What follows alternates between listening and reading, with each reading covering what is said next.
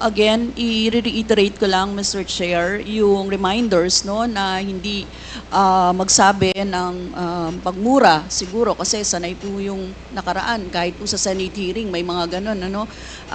Respeto naman sa atin dito and sana po concise sa pagsagot kung ano lang ang tanong, yung di-defer ng i-defer ang mahahabang explanation kasi nakikita nyo naman, Mr. Chair, madami talagang gustong magtanong ngayon eh. Kaya sana po ganun yung ano, no? And simple lang naman po yung mga tanong ko. It has to do with the, kung ano din yung mga sinabi ng dating Pangulo doon sa Senate hearing. Yan, Mr. Chair. First, yung observe decorum. Tapos, syempre, tulad po ng sinabi ni Chairman Abante, hindi po tayo mangingimi na mag-point of order kapag nilabag po itong mga ito. Yun. Now, Mr. Chair, I would like to direct my questions, Mr. Chair, to Rodrigo Duterte. Mr. Chair, noong October 28, sinabi ni dating Pangulong Duterte, under oath, sa harap ng Senado, and I quote, I and I alone take full legal responsibility sa lahat na nagawa ng mga pulis. Pursuant to my order, ako ang managot. At ako ang makulong, wag yung pulis na sumunod sa order ko. Ang tanong natin, Mr. Chair, the families of innocent extrajudicial killing victims are present. Yun po yung pinagsalita nyo kanina. So can the former president look them in the eyes and say once more that he takes full legal responsibility for the deaths of their loved ones, Mr. Chair?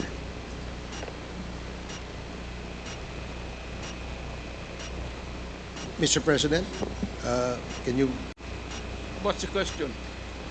what is the question? Can you repeat the question? Mr. Chair, sinabi niya po na full responsibility. Very correct. Since I was a president, and there was this, until now, serious problem about drugs, I had to issue or make a policy statement about drugs.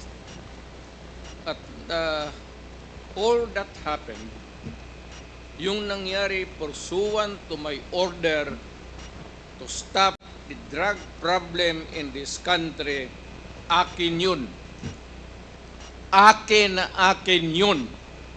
Ako ang nagbigay ng order kasi ginawa nila illegal or legal, akin yun. Thank you, Mr. Chair.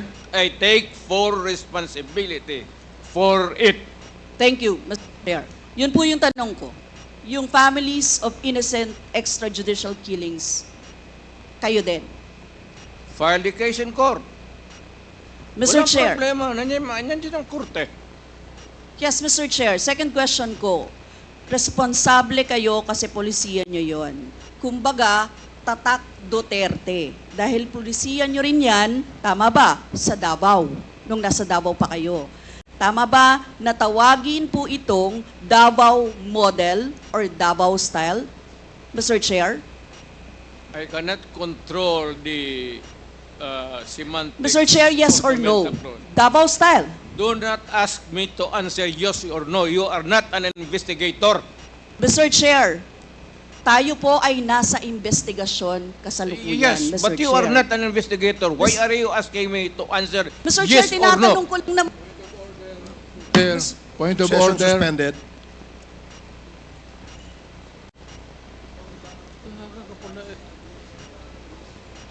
Point of order, Mr. Chair. Ano ka, police? Point of order, Mr. Chair. The session is suspended for the meantime, so please, let's take time to calm things down, okay? Para ho maayos ang ating hearing sa ngayon.